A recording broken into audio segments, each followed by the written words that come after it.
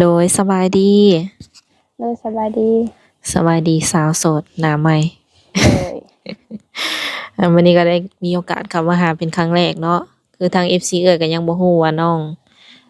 ชื่อแนวใดเลยน้องชื่อว่าสุริอายุ23ปีสุริบ่โดยชื่อหลินบ่ตัวนี้ชื่อแท้เลยชื่อหลินมีบ่ชื่อเล่นก็เอิ้นลิธรรมดาอ๋ออายุเท่าไหร่ก็อายุ23ปีอืมเป็นอะไรเป็นสาวโสดบ่หรือว่าแม่ห้างโสดเฮ้ย เคยมีผู้บ่าวเข้ามาลมอยู่บ่ก็มีอยู่ผู้บ่าวลมอืมคุยกับบ่าวลาวนี่บ่หรือว่าบ่าวต่างประเทศผู้บ่าวลาว โดยมื้อนี้นี่ได้ซะแบบว่าตอนนี้เนาะบ่แม่นมื้อนี้ซะตอนนี้นี่ยังโสดบ่ ตอนนี้ก็โสด โดยเปิดใจเนาะ โดย เออ โดยเปิดใจมื้อนี้นี่น้องหลาก็มีแบบว่าสเปคของผู้ชายเนาะที่ว่าเฮามักอยู่บ่มีสเปคก็แบบว่าคนอายุหลายกว่า อืม สูงกว่าเอาใจเฮาแบบเสียนะ โดยมักสูงกว่าน้องบ่ โดยน้องหลาสูงเท่าไหร่จ้ะ155เอาสูงกว่า โดย แสดงว่าซ้ำเจ้านี่หรือว่ารุ่นเจ้านี่แม่นเบอร์10บ่ แม่น เป็นอะไรคือบ่มักคนที่ว่าเตี้ยกว่าเฮาหรือว่า มัน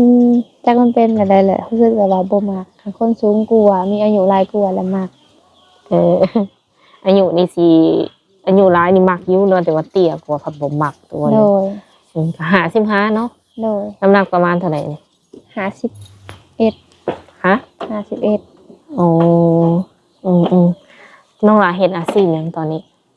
อาชีพนี่แหละเฮ็ดไร่เฮ็ดนาเลี้ยงเป็ดเลี้ยงไก่ โดยบ่ได้แบบว่าไปเฮ็ดเวียกเฮ็ดงานแบบว่ารับจ้างบ่ บ่ ตั้งแต่เป็นสาวเนาะจนถึงปัจจุบันบ่แม่นตั้งแต่น้อยจนใหญ่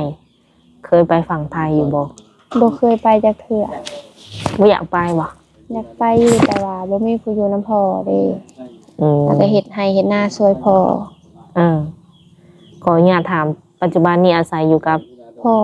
2 คน มีเอื้อยน้อง2คนแล้วก็พ่อ คือ อ้ายน้องนี่ร่วมกันนี่2คนบ่ แม่น3ทั้งตัวน้องเอง เอามีอ้ายน้อง3คนแล้วก็มีเฒ่าพ่อคนหนึง โดย เฒ่าแม่ได้สั่นน้องล่ะ พ่อแม่เสียแล้วแต่ปี2024เออได้ปีปลายเนาะ โดย อืมก็เลยว่าอยู่น้ำเฒ่าพ่อเพิ่น โดย เฒ่าพ่อเพิ่นก็ยังแข็งแรงไปมาได้อยู่บ่เลย แห้งๆเป็น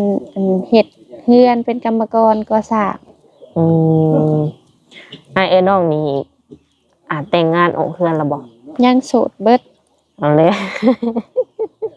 เออโสด3 แม่ ผู้หญิงหรือผู้ชาย3คน ผู้หญิงเบิด3คนอืมอ้ายน้องแท้ๆบ่3คน โดย โอ้จะเป็นลูกคนที่เท่าไหร่ ลูกคนที่2อืมก็เป็นสาวโสดเบิดทั้ง3เนาะเป็นอะไรบ่ได้พากันไปหลินไปเที่ยวทางไหนบ่ ถ้ามีงานแบบงานใหญ่แน่ก็ไป อืม แต่ส่วนหลายบ่มักไปเพราะว่าบ่ได้กินเหล้ากินเบียร์ อืมคันไหนกินได้อยู่บ่ซะ บ่ได้ คาร่ำบ่ แบบกินแล้วมันเป็นผื่นคันขึ้น เอาเป็นแพ้เนาะเป็นภูมิแพ้ก็เลยบ่ได้กินแล้วตอนนี้ แม่นบ่ได้กินเลยแค่กินเทื่อหนึงแหละมันแดงเบิดเป็นโตละคัน เออ โดยคือเฮาโสดแน่นี่เนาะโสดทั้ง3คนผู้บ่าวแถวบ้านแถวหยังเขาเจ้าก็พากันมาหลินมาหยังมาลมเฮาอยู่บ่ ก็มีอยู่ โอ้ แต่ก็พอทันว่าอันคบหาแบบมาหลิดมาหัวซื่อ แบบว่าเขาเจ้ามาเยี่ยมมายามเนาะ โดย อืมอาชีพหลักนี่แม่นเฮ็ด เฮ็ดนา ไร่เฮ็ดนา โดย ถ้าส่วนถ้าพ่อก็เป็นกรรมกร แม่ บัดยามเฮ็ดนานี่ได้ซะ ยามเฮ็ดนาพอหยุดแล้วก็เฮ็ดให้เฮ็ดนาถ้าแล้วเข้ามาพอก็จะได้เฮ็ดเวียกรับเหมาเป็นกรรมกร โดยเฮ็ดนาปีหนึงนี่ได้ข้าวประมาณจักสอบน้องละ พอดีกุ้มอยู่กุ้มกินได้100กว่า เก่งเนาะถือ100กว่าๆก็ถือว่าเก่งเนาะ แบบค่าใช้จ่ายแต่ละมื้อนี่มาจากการขายข้าวบ่หรือว่าขายเป็ดขายไก่ ถ้าจำเป็นอีหลีบ่มีใช้ก็ขายข้าว อ๋อ ซื้อเล็กน้อยก็ขายเป็ดถ้ามันใหญ่ อืม แล้วก็น้ำพอน้ำ อืมขออนุญาตถามแต่ละมื้อนี่เฮ็ดหยังแหน่แต่ละมื้อนี่ของ แต่ละ น้อง มื้อบ่ช่วงเช้าก็ส่วนหลายก็พากันอยู่ละล่ะของบ่ได้มีเวียกเด้ โดย ช่วงแรงๆคืออันซ้ำนี้ก็มีแต่ไปลัดงัวลัดควายมาเข้าคอก เอ่องัวควายก็มีแบบว่าเป็นของเจ้าของ ของรวมอยู่นำกันในเฮือนหมด อืม เพิ่นเป็นสาวสิว่าบ้านๆเนาะที่ว่าอาศัยอยู่บ้านอะลีบ่มักไปลิ้นไปเที่ยวเนาะ โดย คันมักไปลิ้นไปเที่ยวนี่ข้อยว่าเจ้าน่ะจะบ่โสดแล้วตอนนี้ อันนี้นี่แบบอยู่แต่เฮือนเนาะมันก็เลยบ่ค่อยแบบมีไผเข้ามา แม่ โดยส่วนคนที่สิเข้ามานี่เป็นแนวใดแบบ สมมุติว่าเพิ่นสูงกว่าแต่ว่าเพิ่นรูปร่างหน้าตานี่พอใช้ได้ประมาณนี้นะบ่ถึงขั้นว่าหล่อ แม่ ก็มีสิทธิ์อยู่บ่แหละ รูปร่างหน้าตาเนี่ยพอเขาวัดได้ซำนี้ก็โอเคเลยบ่หาหล่อ อืมเป็นพอห้างพอหมายมีลูกติด รับได้ อ๋อโดยให้โอกาสเนาะ โดย เคยเห็นแบบว่าผู้บ่าวรุ่นใหญ่บ่ เคย อัน40 50เคยเห็นบ่ เคย คิดว่าตัวเองรับได้อีหลีบ่ ได้ อืมแถวบ้านเฮานี่บ่ทรงสิเว้าติเนาะสมมุติว่ามีผู้บ่าว มีผู้บ่าวรุ่นใหญ่ อันหามคนเรานี่หามบ่ได้ เออสมมุติว่าคนเว้าหลายจังซี่นะเฮาสิบ่เปลี่ยนใจไปจากเพิ่นบ่ บ่ อืมมั่นใจเนาะ โดย โดย อันนี้ก็เป็นแบบว่าสิว่าในคำเว้าที่หนุ่มๆหลายคนคือสิถึกใจเนาะเพราะว่าทางเพิ่นบ่ได้โฟกัสที่รูปร่างหน้าตา โดย แล้วก็อายุอีกก็บ่ได้อันจำกัดเนาะ โดย เรื่องเวียกเรื่องงานของเพิ่นนี่เด้ซะแบบว่าน้องหลา ได้เบิดเรื่องเวียกเรื่องงานเพิ่นเฮ็ดหยังก็รับได้ อืมแล้วทีนี้คันว่าเพิ่นอยากทักมาเล่นนำดิซะ ก็ทักได้ทาง Facebook หรือว่า LINE WhatsApp ลายมีเรียบร้อยแล้วบ่ มีแล้ว ตั้งเป็นที่เรียบร้อย โดย อันนี้เปิดใจมื้อที่เท่าใดซะน้องละ มื้อที่สอง ขออนุญาตถามแบบความรู้สึกตอนนี้เป็นอะไร ตื่นเต้น เอ้ย นี่ขนาดเปิดซอกมือได้เนาะ โดย ยังบ่ซีดนื่นวะ แม่น เป็นแนวใดคิดแนวใดเฮาจังแบบตัดสินใจออกมาเปิดใจจังซี่นะ ก็เห็นหลายคนก็สมหวังก็อยาก อืม มี คนดูแลคือหมู่ โดยเลยคันว่ามี FC เนาะเพิ่นเห็นคลิปแล้วเพิ่นถึกอกถึกใจ พร้อมที่จะดูแลหรือว่าอยากได้เป็นลูกเป็นเมียหั่นน่ะน้องลาพร้อมบ่ ร่วมกันเบิ่งถ้า อืม โอเค ร่วมกันนี่ประมาณจักเดือนคิดว่า ประมาณทิศ2ทิศประมาณนี้ โอ้โหไวเนาะ โดย แล้วซัมนี่ก็ตัดสินใจได้แล้วบ่ แม่น อืมขออนุญาตถามแบบลักๆนิสัยผู้ชายที่ว่าน้องมักนี่นะมันเป็นแบบใด มักเอาใจเก่งแล้วก็บ่มักอันกินเหล้ากินเบียร์ดูแบบเสียนะโดนกินเทื่อหนึงแหละได้บ่มักคนติดลิ้น อืม แบบติดหมู่หลายแบบนี้นะ ก็บ่ถึงขั้นว่าจะบ่ให้กินเลยบ่ กินได้แต่ว่าโดนกินเทื่อหนึงแบบกินทุกมื้อแบบนี้ก็บ่โอเค อืมผู้บ่าวมีหนวดมีเคราก็มักอยู่บ่ หนวดก็ธรรมดาก็ได้สมมุติว่าหลายเกินไปก็แซว โดยผู้บ่าวสูบยาสูบบุหรี่ธรรมดาได้บ่ ได้ อืมโดยถ้ามี FC เนาะเพิ่นอยากมาเยี่ยมมายามเนาะมาเล่นเฮือนเดซานน้องละต้อนรับอยู่บ่ ตอนหับ มาได้ช่วงไหนแบบ มาแบบเซอร์ไพรส์ก็ได้บ่แบบว่า YouTube พามาเลยก็ได้บ่หรือนั่นแหละ ได้ แบบบ่ต้องนัดนี่ได้ โดย อยู่เพื่อนตลอดบ่ กับบางเทื่อก็อยู่บางเทื่อมีเวียกก็ไปเวียก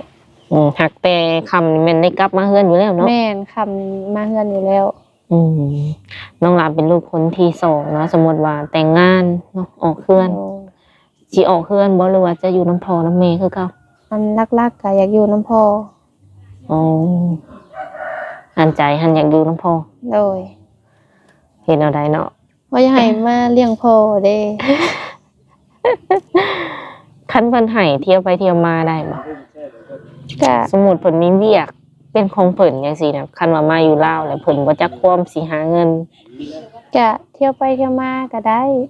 อืม สมมุติเพิ่นอยู่นำบ่ได้หั้นนะ อืม ก็คือมีแต่แบบตอนที่ยังแข็งแรงก็หาเงินหาคำเที่ยวไปเที่ยวมาเนาะ โดย บานปลายชีวิตกลับมาอยู่นํกันก็ได้แม่นบ่ โดย อืมเว้าเพื่อคนที่ว่าเพิ่นมีอาชีพหรือว่ามีธุรกิจที่อยู่ฝั่งนั้นเนาะ โดย ได้ลักๆน้องหลายอยากคุยกับผู้บ่าวทางไหนซะ ทั้งได้ก็ได้ ลาวไทยต่างประเทศ โดยได้เบิด เออแบบการสื่อสารนี่ได้สะทักแชทบ่หรือว่าโทร โทรก็ได้แชทก็ได้แล้วแต่ความสะดวก อ่านออกเขียนได้บ่ โดย น้องหลาเฮียนฮอดห้องใด จบม .7 อ๋อหากระจบบ่ จบแต่2021 3 ปีแล้วที่เขา4 ปี เป็นอะไรแบบ คือบ่ไปเรียนต่อ บ่มีทุนแน่ อืมมาเพิ่น ก็ ก็ติ ช่ ด วง กั นั้น น แฮ แม่ ง ก็สู้ อ๋ออืมก็เลยตัดสินใจออกจบม.7ก็ออกเลย แม่นจบม .7 แล้วก็บ่ได้ไปต่อ อืมอืม ไปถาม คือสิติดเจ้าแต่ฮะ แม่นไปใช้ก็ไปนำขี่รถปุ๊บปรับรถแดง น้องหลามักเฮ็ดหยังอยู่เพื่อนมักเลี้ยงนอกจากเลี้ยงสัตว์แล้วเฮ็ดหยัง อยู่ว่างๆบ่ กับข้าวกับน้ำเฮ็ดเป็นบ่ ได้ เห็นแม่อยู่นะกินได้เบิดเนาะ โดย เก่งไงนี่ นึ่งข้าวเฮ็ดกินได้ล้างถ้วยปาดกวาดเทือนชานได้เบิด ความเป็นแม่บ้านแม่เฮือน โดย เออ ติดแต่ว่าตอนนี้น้องเพิ่นยังบ่ทันพร้อมที่จะแบบไปอยู่นำสามีเนาะคันว่าได้สามี ยังอยากอยู่นำเฒ่าพ่อเพิ่นอยู่ว่าซั่นซะเนาะ โดย อืมคือบ้านเฮาก็เป็นหมู่บ้านที่ใหญ่บ่ หมู่บ้านน้อย อืมเวลาสิไปซื้อแนวอยู่แนวกินเนี่ยจะไปแบบไปซื้อแถวใด ออกไปแล้วเซโน อ๋อ เพราะว่าอยู่ในบ้านเขาเจ้าสิขายแต่ขนมเด็กน้อยซื่อมันบ่มีห้านเด้เพราะมันเป็นหมู่บ้านที่น้อย โดยขออนุญาตถามในอยแบบว่าค่าใช้จ่ายน้องหลานเนาะ โดย แต่ละเดือนอย่างสินะหลายบ่ กะบ่หลาย ประมาณเท่าไหร่ ล้าน2ล้านประมาณนี้แหละซื้ออยู่ซื้อกิน 2 ล้านตกอยู่เท่าไหร่เนาะเกือบ 4,000 เนาะแต่บ่ฮอด 3,000 กว่าบาท แม่น ถือว่าประหยัดเนาะ แล้วส่วนใหญ่ก็อันมีแต่ซื้อแป้งนัวบ่ปลาแดกบ่มักพริกซำนี้แล้วถ้าบ่มีของกินอีหลีก็ซื้ออันเป็นชิ้นแห้ง อืม มา ถือว่าใช้ได้เนาะใส่เดือนหนึ่งประมาณ 3,000 กว่าบาทเกือบ 4,000 นี่ถือว่าประหยัดได้นี่เนาะเครื่องสำอางแบบเสื้อผ้านี่บ่ได้เอฟนํเขาบ่ ใช้อยู่ก็เล็กน้อย เพราะว่าบ่ได้ไปไสแล้วก็บ่อันนั้นบ่สู้แต่งหน้าคันอยู่เฮือนล่าก็มีแต่ผมแล้วก็แล้ว โดยมีหมู่มีครูหลายบ่น้องล่ะ หมู่ครูหันเขาได้สร้างครอบครัวไปแล้ว ส่วนหลายเขาก็ไปอยู่อันเมืองนอกเบิด เมืองนอกปุ๊ แม่น เอาแล้วไปไกลแต่บัดนี้ เขาได้ลูกได้ผัวได้ลงสวนทุเรียนบางคน อืม บางคนก็ไปไทย ส่วนเฮาก็คืออยู่แบบ บ้าน อยู่คนเดียวเลยบ่อันนี้แบบบ่มีหมู่มีครู แม่นมีแต่เอ้ยน้องแหละหมู่ครู อยู่นํกัน เออเอาน้องเอาเอื้อยเป็นหมู่เป็นครูเนาะ แม่น อืม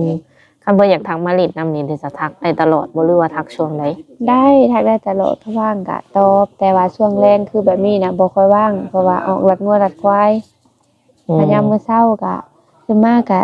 ปัดเฮือนซ่านล้างถ้วยซะก่อนก็บ่ทันว่างประมาณ 8:00 นไปก็ว่าง อืมสัญญาณดีบ่อยู่บ้าน ก็ขาดๆเคินๆอยู่เพราะว่ามันไกลตัวเมือง อืมกลางคืนนี่นอนดึกสุดประมาณจักโมง 10:00 น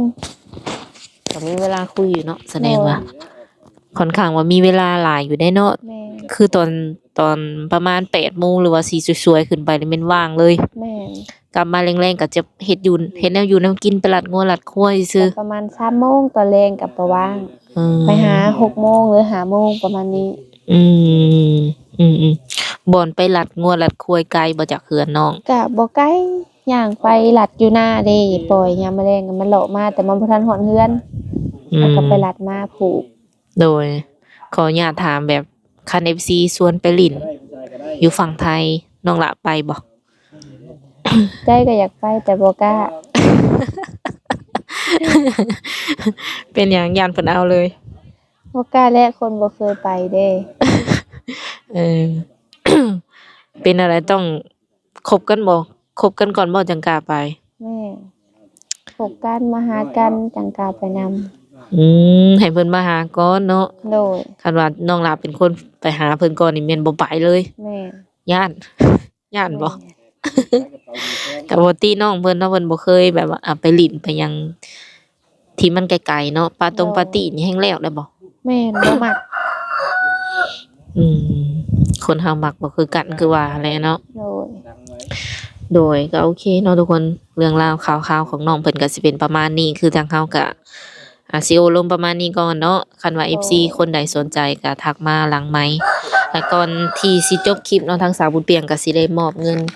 เป็นเงินนำใจของ FC เนาะที่ว่า โดย หรือว่าผู้ใหญ่ใจดีนี่แหละ